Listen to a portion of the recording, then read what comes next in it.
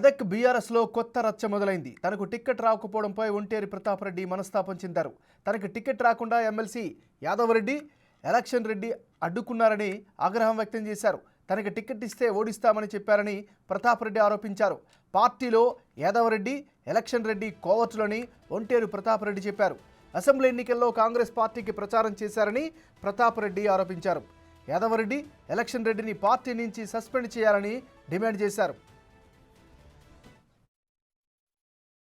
తెలుగుదేశం పార్టీలో ఉంటే తెలుగుదేశం పార్టీకి ద్రోహం చేసిండు. టీఆర్ఎస్ పార్టీలో ఉంటే మొన్న జరిగిన అసెంబ్లీ ఎలక్షన్లో నర్సాపూర్లో కాంగ్రెస్ పార్టీకి ప్రచారం చేసిండు, టీఆర్ఎస్ పార్టీకి ద్రోహం చేసిండు. అలాంటి వ్యక్తిని అధిష్టానం సస్పెండ్ చేయాలి. TRS party MLC Yadav Reddy గారు విత్ ఇన్ ద పార్టీలో ఉండి పార్టీకి వ్యతిరేకంగా ప్రచారం చేస్తున్నటువంటి యాదవ్ రెడ్డి గారిని, ఎలక్షన్ రెడ్డి గారిని అధిష్టానం వెంటనే సస్పెండ్ చేయాలి అని చెప్పి నేను డిమాండ్ చేస్తున్నాను. నేను పార్టీ నుంచి ఒక క్యాండిడేట్గా ఉపసంహరించుకున్నానంటే కారణం దానికి టీఆర్ఎస్ పార్టీలో ఉన్నటువంటి ఎలక్షన్ రెడ్డి గారు, టీఆర్ఎస్ పార్టీలో ఉన్నటువంటి ఎమ్మెల్సీ యాదవ్ రెడ్డి గారు విత్ ఇన్ ద పార్టీలో ఉండి ప్రతాప్ రెడ్డికి టికెట్ ఇస్తే పార్టీ మారుతామని ప్రచారం చేసింది.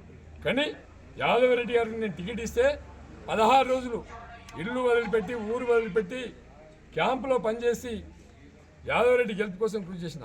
ఎలక్షన్ రెడ్డి చరిత్ర ఆమె దొంగ నోట్ల చరిత్ర ఎలక్షన్ రెడ్డిది. ఆయన డీసీసీబీ చైర్మన్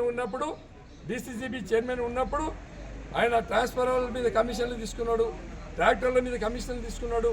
దొంగ నోట్ల చరిత్ర ఆయన ఏపీ ఐటీసీలో ఉన్నప్పుడు, ఏపీ ఎస్ఎఫ్సీలో ఉన్నప్పుడు అక్కడ కూడా భూ అక్రమాలకు పాల్పడ్డాడు. ఆయన చరిత్ర దొంగ చరిత్ర. ఎలక్షన్ రెడ్డి అంటే దొంగ నోట్ల చరిత్ర. మెదక్ బీఆర్ఎస్లో కొత్త రచ్చ మొదలైంది. తనకు టికెట్ రాకపోవడంపై ఒంటేరు ప్రతాప్ రెడ్డి మనస్తాపం చెందారు. ఇక ఇదే అంశానికి సంబంధించి మరింత తాజా సమాచారం అందించేందుకు మెదక్ నుంచి మా రిపోర్టర్ దుర్గారెడ్డి ఫోన్లైన్లు అందిస్తారు. దుర్గారెడ్డి, చెప్పండి, ఏం జరుగుతోంది అక్కడ?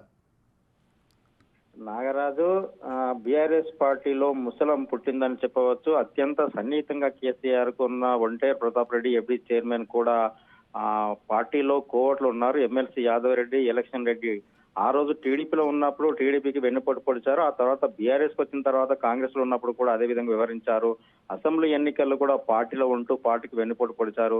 తన ఎంపీ టికెట్ రావడానికి వస్తున్న తరుణములు అడ్డుకోవడము, ఆ తర్వాత ఓడగొడతామని చెప్పి, లేదంటే పార్టీ మారుతామని చెప్పి అతనిపై లేనిపోని విషయాలన్నీ కూడా మాజీ ముఖ్యమంత్రి చంద్రశేఖరరావుకు తీరవేశారని చెప్పి కూడా ఆయన ఆవేదన వ్యక్తం చేశారు. అదేవిధంగా అసంతృప్తి వ్యక్తం చేయడం జరిగింది.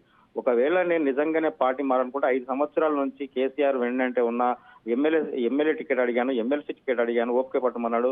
లాస్ట్ తీరా 2023 అసెంబ్లీ ఎన్నికల్లో నీకు ఎంపీ టికెట్ ఇస్తా అని చెప్పారు. ఎంపీ టికెట్ ఇస్తున్న తరుణంలో కూడా అంత సిద్ధం చేసుకో ఎన్నికలని చెప్పి ఎంపీ టికెట్ డిక్లేర్ చేసే సమయంలో కూడా ఎలక్షన్ రెడ్డి, అదే ఎమ్మెల్సీ యాదవ్ రెడ్డి అడ్డుకోవడం వల్లే తనకు టికెట్ రాలేదని చెప్పి భావోద్వేగానికి గురయ్యారు. అదేవిధంగా తనపై ఏ విధంగా అయితే అసంతృప్తిగా ఆ నేతలు చేసిన విషయాన్ని ఏదో కొంత అతను మీడియా ముందు తీసుకొచ్చి మాట్లాడడం జరిగింది. కేసీఆర్ నిన్నటి నుంచి ఒంటేరు వెళ్ళిపోతున్నాడు, కాంగ్రెస్ కానీ బుజ్జగింపుల ప్రయత్నాలు చేసినా కానీ అతను నిజంగానే చూస్తే ఇంత మనోవేదనకు గురయ్యాడో ఈ రోజు మీడియా ముందుకు చెప్పడం వల్ల తెలిసిపోతుంది.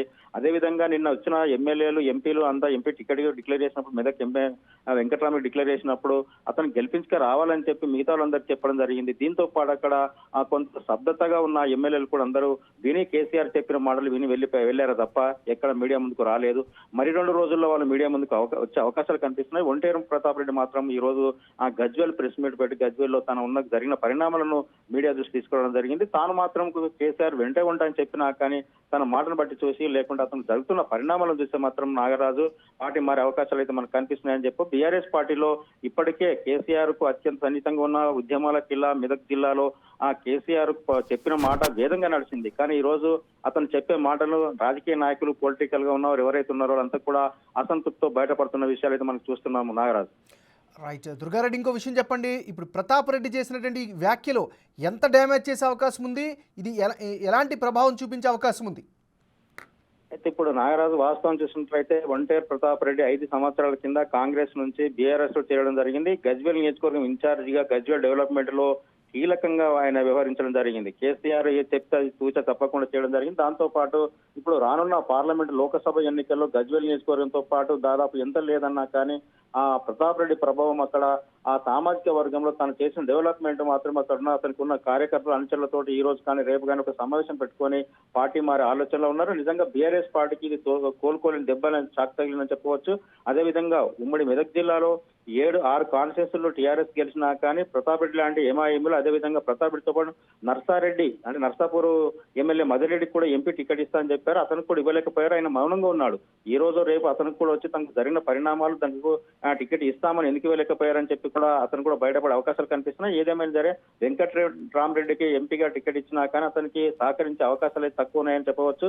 నిజంగానే వెంకట్రామరెడ్డి జిల్లాలో చేసిన అభివృద్ధితో పాటు రైతులను బెదిరించిన విషయాలు కూడా ఇప్పుడిప్పుడే బయటకు వెలుగులోకి వస్తున్నాయి. అటు బీజేపీ టు కాంగ్రెస్ కూడా వాటిపై ఆ ఎంపీ వెంకట్రామరెడ్డిపై టికెట్ ఇచ్చినంత మాత్రాన గెలుపు పని అసాధ్యమని చెప్తున్నాయి. నిజంగా ఫోకస్ కూడా పెంచినాయని చెప్పవచ్చు నాగరాజు.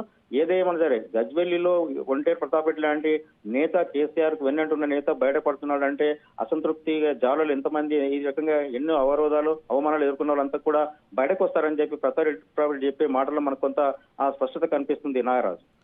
Thank you దుగ్గారెడ్డి.